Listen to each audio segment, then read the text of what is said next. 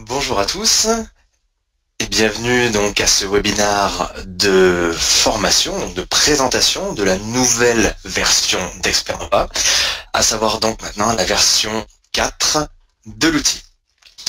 Cette présentation durera 45 minutes.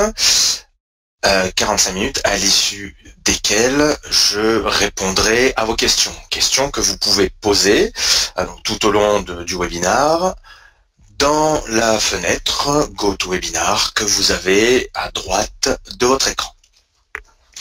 Donc au programme, aujourd'hui, il y aura une première présentation théorique en ce qui concerne déjà les besoins et enjeux liés à l'utilisation d'Expernova. Un rappel du contenu et des fonctionnalités avant d'introduire ce qui a changé en termes d'ergonomie et de fonctionnalité. Ensuite viendra une présentation un peu plus pratique au niveau du principe donc, de fonctionnement du moteur de recherche et en ce qui concerne les règles d'or qui vont permettre l'utilisation optimale du moteur. Et nous finirons, bien évidemment, par ce qui nous intéresse aujourd'hui, à savoir la démonstration de la nouvelle version, en s'appuyant sur des cas d'utilisation que vous connaissez, comme par exemple réaliser un panorama sur un sujet ou rechercher un laboratoire sur une thématique. Mais je vous montrerai également une nouvelle fonctionnalité qui est le partage des favoris, une nouvelle fonctionnalité donc, que nous avons introduit avec cette nouvelle version. Concernant les besoins et enjeux, on va savoir maîtriser l'accès à l'expertise dans un environnement complexe et répondre efficacement aux questions les plus stratégiques. Nous savons qu'un certain nombre de facteurs externes, à savoir la complexification croissante des technologies, la réduction du time to market ou encore une concurrence accrue, font qu'il devient indispensable de développer des réseaux. Et il est donc crucial d'avoir une vision claire de ces mêmes réseaux, des expertises à travers le monde, pour pouvoir non seulement identifier qui sont les personnes et acteurs clés de mon industrie avec lesquels je vais pouvoir collaborer, suivre qui sont les nouveaux entrants sur le marché, savoir qu'est-ce que font ces nouveaux entrants sur le marché, nouveaux entrants qui peuvent être des concurrents, ou encore il peut s'agir de savoir quelles sont les compétences clés de mon organisation et comment je vais pouvoir les positionner et les valoriser au mieux dans cet environnement complexe. Et c'est pour que vous puissiez plus facilement répondre à ces questions que nous avons développé la nouvelle version de l'outil. Concernant cette version 4, nous allons faire un rapide point sur le contenu de la base de données ainsi que sur les principales fonctionnalités. Donc, concernant déjà la couverture géographique en termes de données, nous sommes toujours sur l'Amérique du Nord avec les États-Unis et le Canada, l'Europe continentale, et je dis bien continentale puisque nous couvrons des pays comme la Russie, la Turquie ou Israël, qui sont autant de pays qui peuvent participer à des projets collaboratifs européens. Et une dernière zone que nous couvrons qui est l'Asie de l'Est avec la Chine, le Japon, la Corée du Sud, Singapour, Taïwan et la Thaïlande. Donc c'est bien au sein de ces trois zones géographiques que vous allez pouvoir identifier plus de 10 millions d'experts. Et ces 10 millions d'experts, ils sont répartis au sein de 55 000 centres de recherche et 140 000 entreprises. Entreprises qui peuvent être des grands groupes, des startups, des PME. Vous accéderez également à plus de 30 millions de travaux scientifiques ainsi qu'à plus de 40 millions de brevets.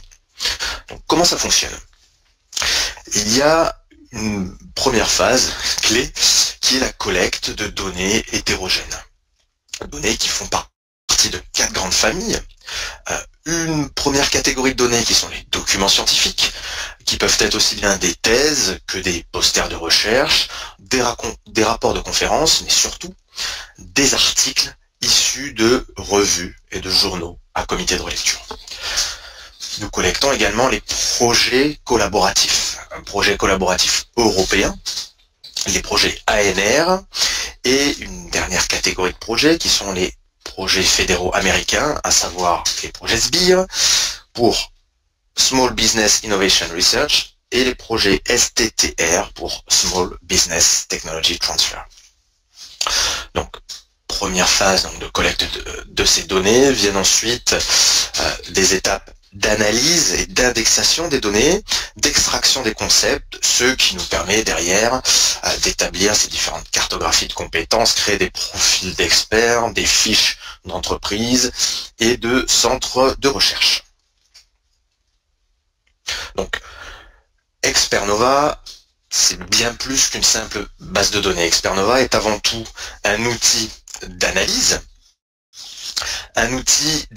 qui permet non seulement de rechercher et d'identifier des compétences à travers le monde, mais surtout de comprendre votre environnement à travers les différents réseaux de collaboration. C'est un outil qui va vous permettre de capitaliser sur la compréhension de cet environnement de recherche. Un outil qui va vous permettre de collaborer bien évidemment plus facilement avec des partenaires, collaborer plus facilement également avec vos équipes chez vous, notamment avec une nouvelle fonctionnalité qui est donc le partage des informations disponibles dans Expernova via donc la création de dossiers communs. Et un dernier élément, l'outil vous permet de suivre l'évolution de votre environnement. Donc, concernant les nouveautés de la 4e version, elles sont nombreuses.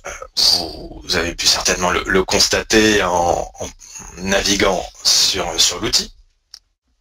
Dans un premier temps, ce qui apparaît comme le plus évident, c'est une nouvelle ergonomie. Donc on a voulu beaucoup plus ludique et forte visuellement.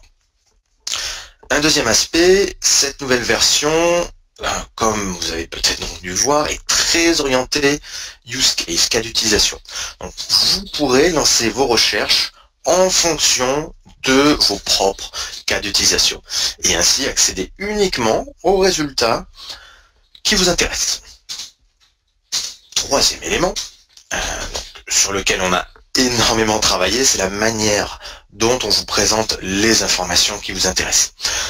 On a constaté avec la version précédente de l'outil que les résultats d'une requête ne suffisent pas en tant que tel. Donc, ce qu'on a fait avec cette nouvelle version, c'est de vous aider à interpréter, à contextualiser ces résultats. Vous aurez toujours des fiches d'experts, d'organisations, d'entreprises, mais le système, je reviendrai là-dessus donc sur la démonstration, le système explique, détaille et justifie l'expertise de tel ou tel acteur identifié sur vos sujets. Autre point, la cartographie des réseaux collaboratifs. Donc, on a travaillé également sur ces différents réseaux de collaboration pour vous permettre de bénéficier d'avoir une vision plus claire et interactive sur ces réseaux. Et enfin, une avancée majeure, c'est donc la possibilité de partager de l'information, des dossiers, mes favoris, entre utilisateurs d'une même entreprise, bien évidemment. Donc, et ce via l'application. Vous avez toujours à votre disposition un certain nombre de fonctionnalités d'export. Donc, je pourrais toujours exporter des résultats au format Excel, au format PDF, et c'est nouveau au format image, notamment pour les graphiques, les différents éléments d'analyse, donc que vous pourrez exporter au format image pour enrichir vos présentations. Donc, avant de basculer sur l'outil, je vais vous présenter les principes de base rapidement pour pouvoir utiliser de la meilleure manière le moteur de recherche. Une première règle qui est primordiale, et qui ne change pas avec la nouvelle version, c'est l'utilisation de l'anglais pour entrer vos requêtes, et de l'anglais uniquement. J'insiste vraiment sur ce point, c'est très important.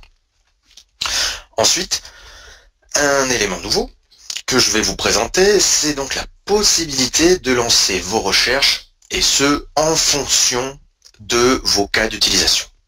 Donc vous allez voir, vous l'avez déjà certainement vu en naviguant sur l'outil, vous avez tous, par défaut, 3 modes de recherche, 3 cas d'utilisation.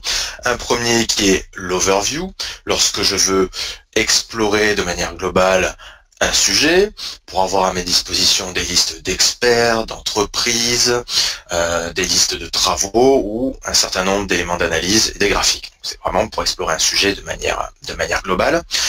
J'ai également à ma disposition 2 autres cas d'utilisation, on va dire des annuaires. Des annuaires pour les experts ou un annuaire pour des organisations, entreprises, laboratoires ou universités. Donc, en tapant directement le nom d'un expert ou d'une structure, je vais pouvoir accéder directement à sa fiche, accéder au réseau de collaboration de ces structures, ainsi qu'aux différents travaux. Mais je reviendrai sur ces 3 cas d'utilisation avec la démonstration de l'outil. Et vous avez également la possibilité de paramétrer vos propres cas d'utilisation pour être plus précis par rapport à vos usages, pour avoir uniquement les informations qui vous intéressent. Et pour finir, avant de basculer sur l'outil, on a vu, on va continuer, donc on continue à utiliser uniquement l'anglais pour lancer des requêtes. Et bien, on va également continuer à utiliser les opérateurs. Donc, pour rappel, les opérateurs à votre disposition sont le AND. Quand je vais vouloir rechercher des travaux qui vont contenir plusieurs mots-clés qui sont intéressants pour moi, je vais utiliser le AND. Vous l'avez à l'écran, l'exemple polymère AND matériel, je veux les 2 mots-clés en même temps. L'opérateur note va vous permettre d'exclure une thématique, un mot-clé, une expression, donc des différents résultats. Le OR va être très utile lorsque vous souhaitez manipuler un concept qui va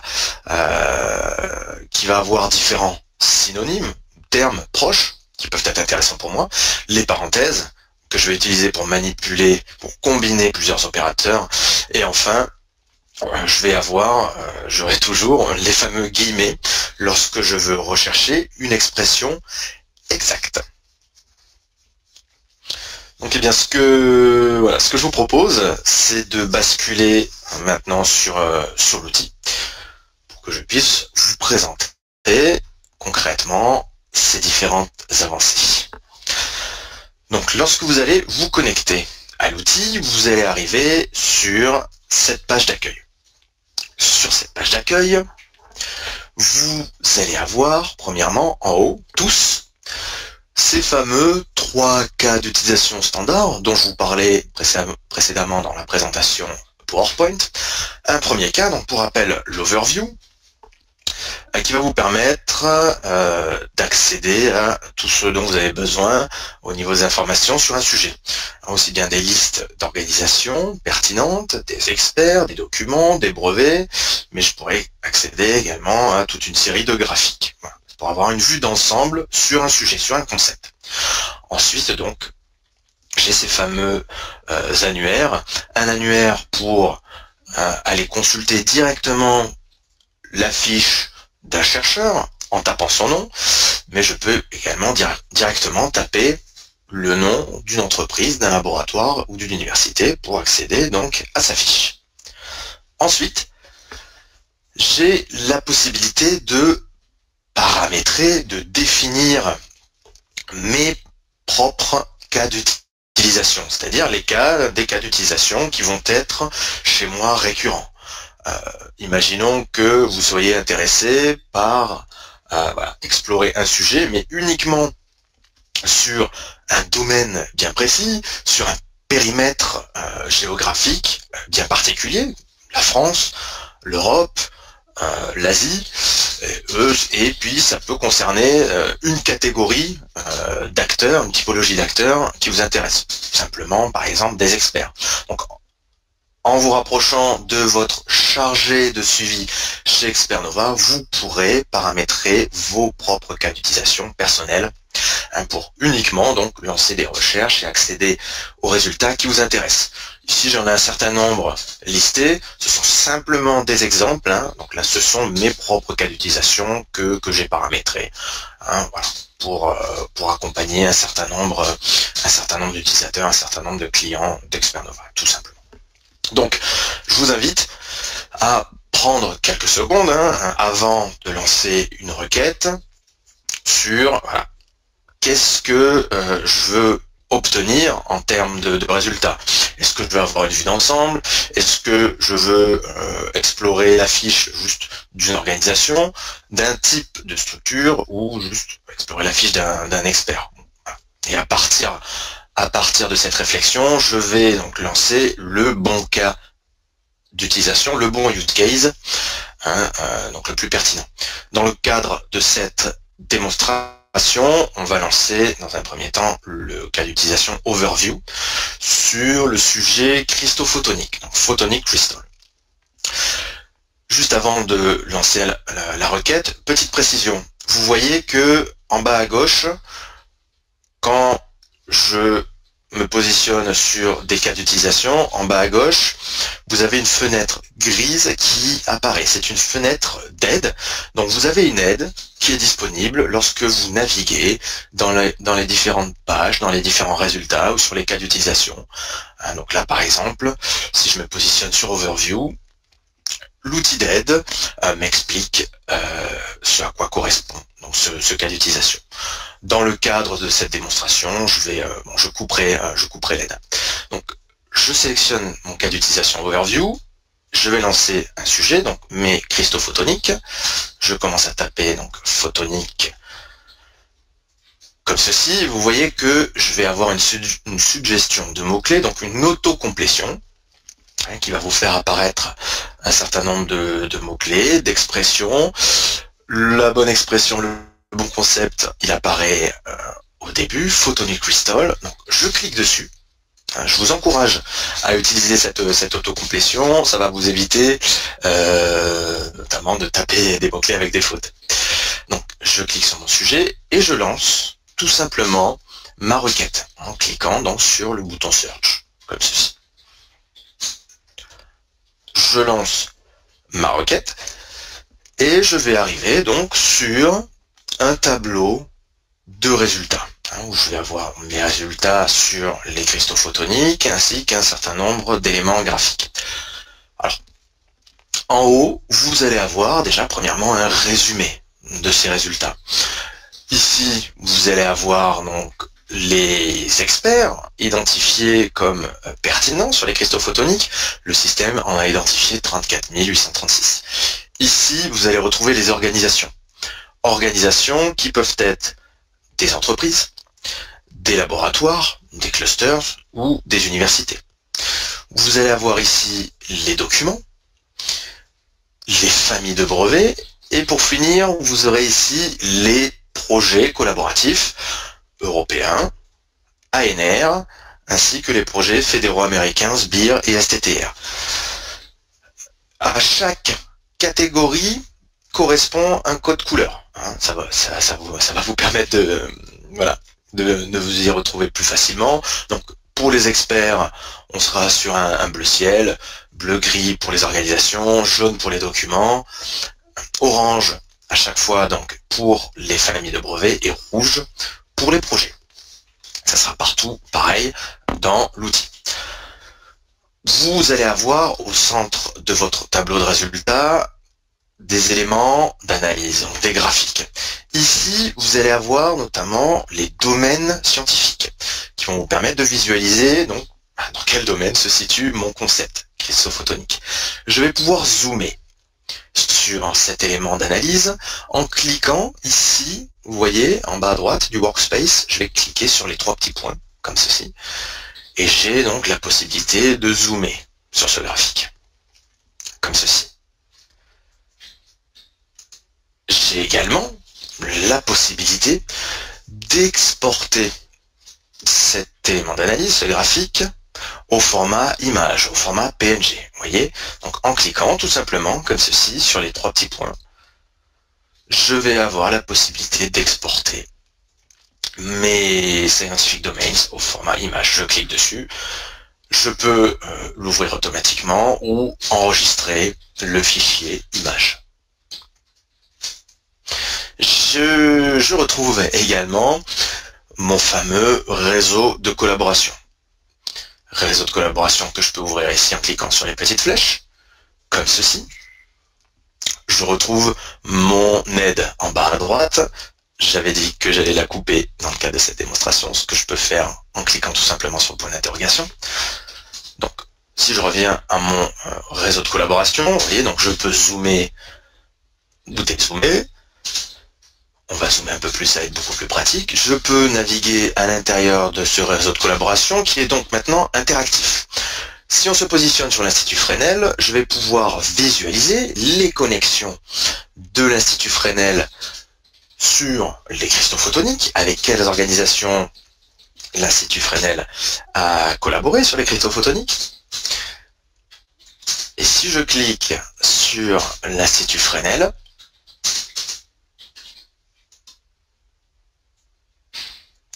je vais avoir un volet à droite qui va s'ouvrir. Vous voyez, je reviendrai d'ici quelques minutes sur l'explication de ce volet.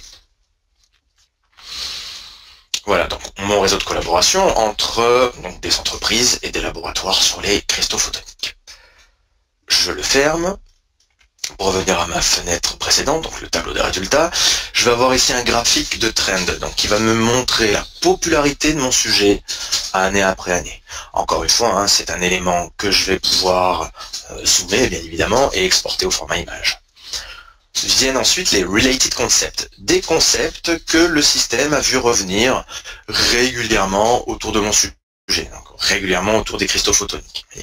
Ce sont des expressions et des mots-clés que je peux tout à fait même utiliser pour venir enrichir ma requête initiale. Quelque chose qu'on peut tout à fait imaginer. Ça peut vous donner des idées hein, pour venir enrichir cette requête.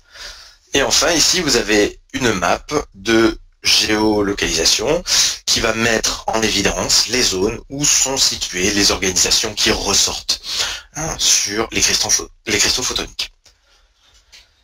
Ensuite, je vais aller retrouver les travaux, les fameux travaux sur les cristaux photoniques.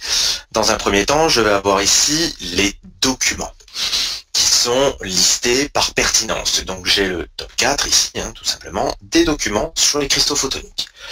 Je peux bien évidemment ouvrir la liste complète de ces documents, soit en cliquant sur More ici, soit en cliquant sur mes petites flèches là, en haut à droite du Workspace Scientific Publication. C'est ce que je vais faire, je clique sur les petites flèches, ce qui va me permettre d'obtenir la liste complète par pertinence des documents sur les cristaux photoniques. Vous avez ici un certain nombre de filtres à votre disposition. Un filtre, des filtres par domaine, un filtre sur les pays, si je veux simplement donc des documents provenant de la France, du Danemark ou de l'Estonie. Vous voyez. Donc il me suffira tout simplement, hein, je recommence, de sélectionner le pays en question et de venir appliquer ensuite mon filtre, tout simplement. Comme ceci. Rappelez-vous, à chaque fois, pour revenir à la fenêtre précédente, j'ai ici à ma disposition, en haut à droite, un bouton Close. Comme ceci. Donc j'avais la liste complète. Ce que j'ai oublié de faire, bien évidemment, c'est de cliquer sur un document, comme ceci, cliquons sur le premier. Donc apparaissent les métadonnées du document, à savoir le titre, l'abstract, les mots-clés. Si je clique ici sur Open, donc le bouton orange, je vais avoir un certain nombre d'informations complémentaires, avec notamment un lien ici, qui Si je clique dessus, il va m'amener sur la source, sur la base avec laquelle nous travaillons et qui abrite le document en question, comme ceci. Je vais avoir les différents auteurs et les différentes affiliations également. Voilà. Donc je ferme ce document. J'ai ensuite, même principe, ici, listé par pertinence les familles de brevets. Et ici, je vais avoir les projets collaboratifs, donc sur les cristaux photoniques. Projets collaboratifs européens, ANR et américains. Prenons par exemple, vous voyez, ici, je vais avoir deux projets américains. Prenons ce projet STTR, par exemple. Je vais cliquer dessus. Ce qui va m'ouvrir ma fameuse fenêtre sur la droite, où je vais retrouver donc des informations sur ce projet, à savoir le titre, les descriptifs des phases, puisque donc ces projets STTR sont découpés en différentes phases. Ici la phase 2 sur 2014 avec le descriptif, la phase 1 en 2012, de même avec un descriptif. J'ai toujours mon petit bouton Open qui, si je clique dessus, va m'agrandir la fenêtre et je vais avoir un certain nombre donc d'informations complémentaires, notamment l'agence fédérale à l'origine de ce projet, l'entreprise qui participe à ce projet STTR. J'ai ici donc la période sur laquelle court le projet ainsi que le budget. Je ferme mon projet STTR comme ceci.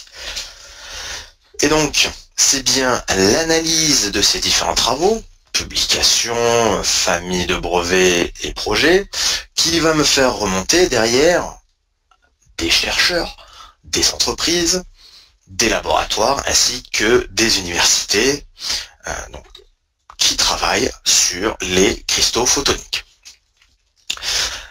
Un élément important que j'ai oublié de vous présenter, donc il y a toujours la possibilité d'exporter au format Excel et PDF donc les différents résultats.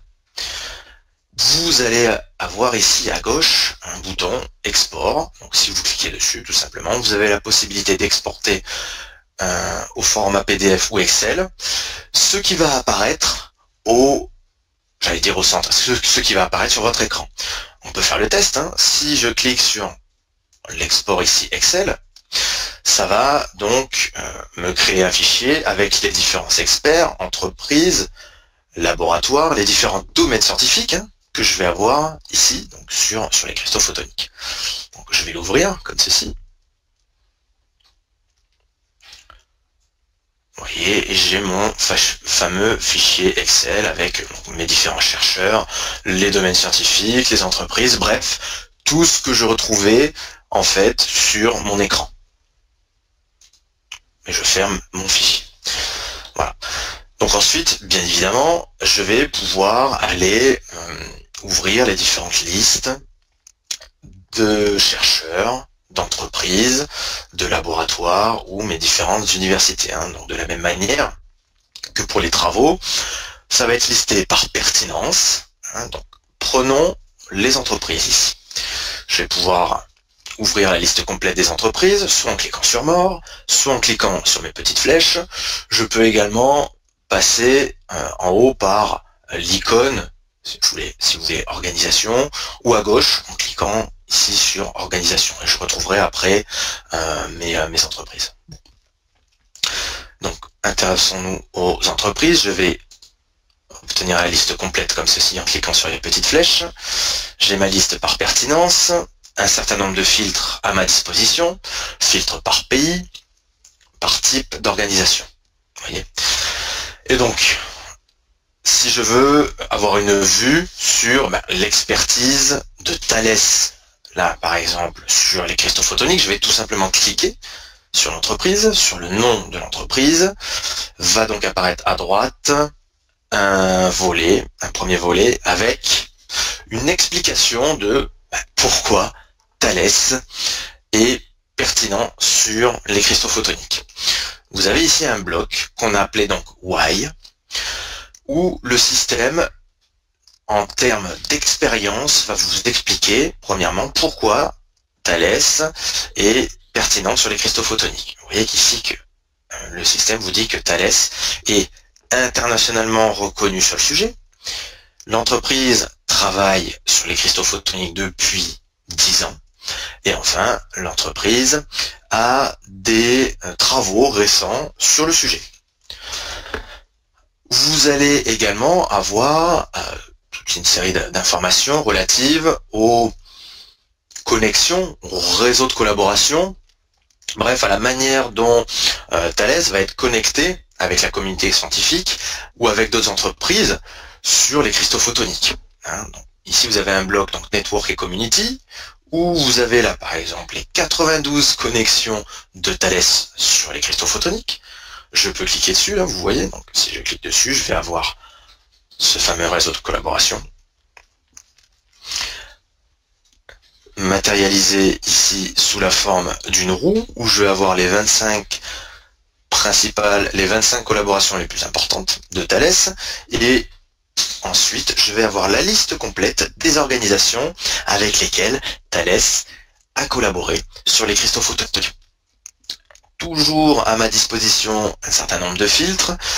Et là, ce qui peut être intéressant au niveau du réseau de collaboration sur les cristaux photoniques, ça va être de peut-être définir, de filtrer le réseau de collaboration juste sur les universités, les laboratoires ou les entreprises. Vous voyez, ça dépend de l'information, bien évidemment, que je recherche. Toujours pour revenir à ma fenêtre précédente, donc sur le Why, je vais ici fermer le réseau de collaboration avec le bouton Close, comme ceci. Je vais avoir la meilleure collaboration, c'est ici avec le CNRS. Bien évidemment, si je clique sur le CNRS, ça va m'ouvrir un autre volet. Vous voyez, donc même principe de navigation, hein, toujours.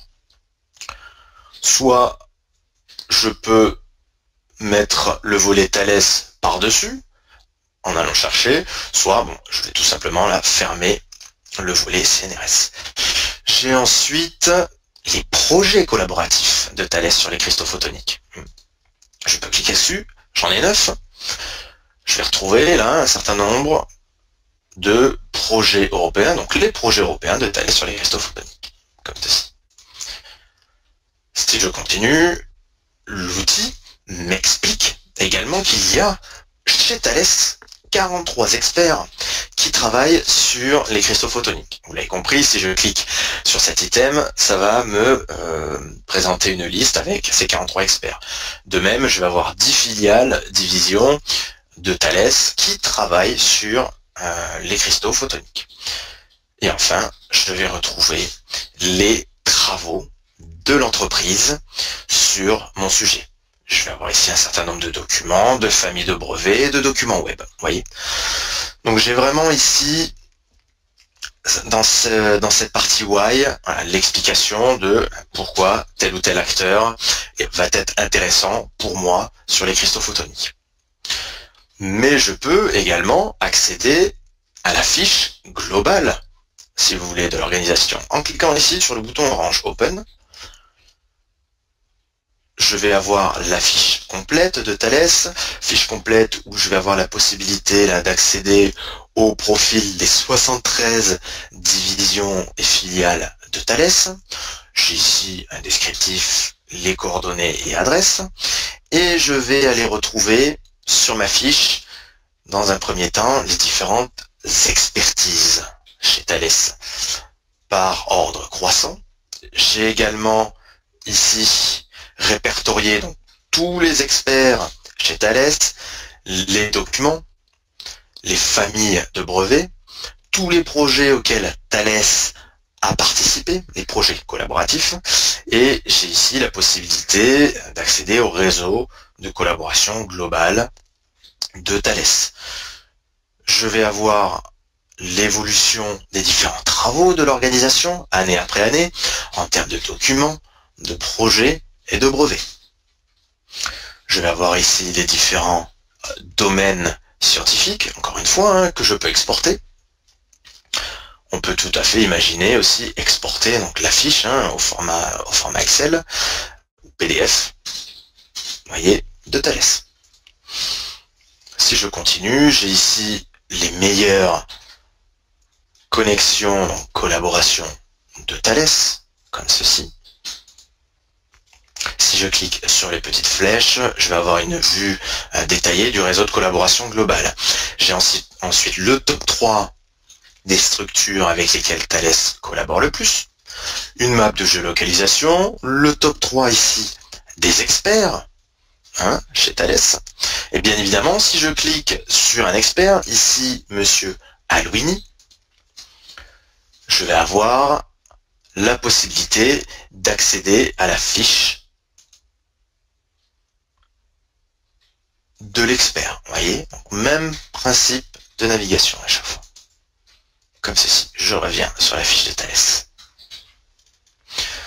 Vous voyez, et pour finir, je vais retrouver les différents travaux, donc les documents, les familles de brevets, ainsi que tous les projets collaboratifs auxquels Thales a participé. Je peux élargir à chaque fois la liste en cliquant sur More ou avec mes petites flèches. Élément très important, c'est la possibilité de bookmarker, de mettre en favori tout ce qui vous intéresse, aussi bien des travaux que des profils d'experts, de laboratoires ou d'entreprises. Là par exemple, si je souhaite mettre en favori Thales, je vais tout simplement ici à gauche de la fenêtre venir cliquer sur mon fanion, sur mon drapeau, comme ceci. Je vais avoir la possibilité de créer un dossier dans lequel mon favori Thales va être rangé. Donc Add to New Folder, comme ceci. Je clique dessus. Je vais nommer mon dossier en l'appelant projet par exemple. Projet H2020, pour être plus précis. Je peux rajouter un descriptif et j'ai surtout maintenant, avec cette nouvelle version, la possibilité de partager mon dossier de favoris avec mes collaborateurs, donc avec d'autres utilisateurs au sein de ma structure, autres utilisateurs d'Expernova. Si je choisis par exemple de partager ce dossier avec Monsieur Boden ou avec Monsieur Macias, je clique tout simplement dans la petite case devant leur nom et je vais leur permettre de soit éditer, soit simplement lire le dossier en question. Je suis quelqu'un de sympa, donc on va aller leur permettre d'éditer, de modifier, de venir ajouter de nouvelles choses dans ce dossier. Et je clique sur OK pour créer mon dossier. Je vais fermer Thales.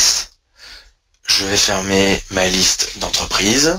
Vous voyez, comme ceci, je reviens à mon tableau de résultats.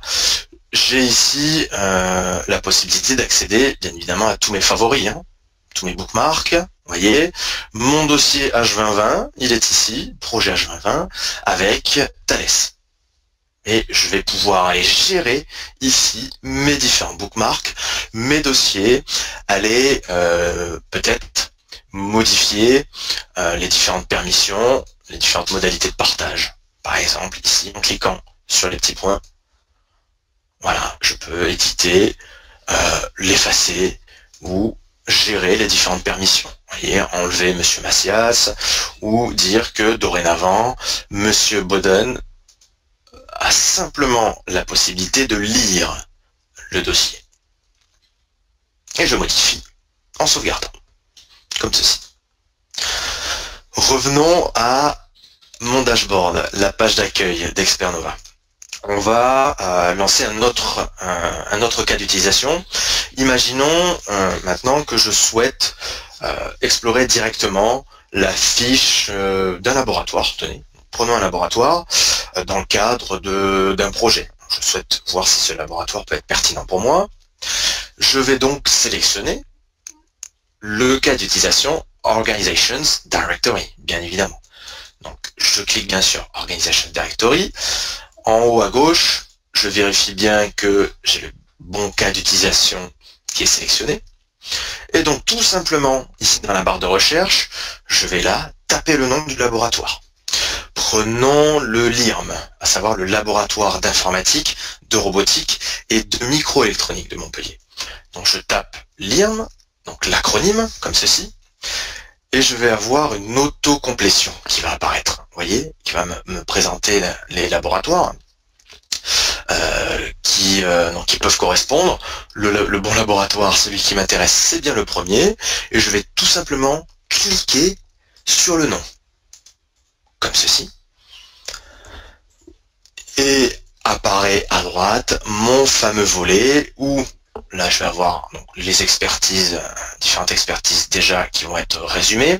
J'ai à partir de ce premier volet la possibilité de faire apparaître tous les chercheurs, les documents, les familles de brevets du LIRM, ainsi que les différents projets auxquels ils ont participé ou accédé au réseau de collaboration. Si je veux avoir donc une vue plus précise d'ensemble du laboratoire, je clique bien sur mon bouton Open. Je suis peut-être allé un petit peu vite, mais on va le refaire. Vous avez bien ici donc le bouton Open, je clique dessus, vous voyez, j'ai bien la fiche globale qui apparaît, avec, donc là j'ai un département au sein du LIRM donc, que je peux ouvrir pour aller consulter sa fiche, et je vais retrouver également le descriptif, coordonnées et adresses, ainsi que les différentes expertises du LIRM, et donc j'ai également la possibilité d'aller ouvrir les différentes listes d'experts, les documents, les familles de brevets. Je peux accéder aux 42 projets, au réseau de collaboration global ici. Je retrouve bien l'évolution des travaux, mes domaines scientifiques, vous voyez. C'est vraiment, on a essayé d'être vraiment, enfin c'est même pas qu'on a essayé, on est consistant donc en termes d'information. Vous allez avoir les mêmes principes de navigation que vous soyez au niveau d'un expert, d'un laboratoire, d'une université ou d'une entreprise, ce qui rend l'outil simple d'utilisation. Voilà donc pour le cas d'utilisation, Organizations Directory. J'insiste ensuite donc sur la possibilité de paramétrer vos propres cas d'utilisation, donc en vous rapprochant de votre chargé de suivi chez Expernova. Donc, je vais maintenant conclure en revenant sur la présentation PowerPoint. Bien maintenant, donc c'est à vous. Je vous invite à vous rendre donc sur l'outil, aller l'utiliser, manipuler, lancer vos cas d'utilisation, et n'oubliez pas que vous avez à votre disposition donc des services de support. Donc avec votre chargé de suivi, vous avez la possibilité d'organiser un certain nombre d'ateliers en ligne personnalisés. Si vous souhaitez optimiser un certain nombre de requêtes, de recherches, si vous avez des questions quant à l'utilisation d'opérateurs ou au niveau du paramétrage avec la nouvelle version, donc au niveau du paramétrage de vos cas d'utilisation. N'hésitez surtout pas à nous contacter.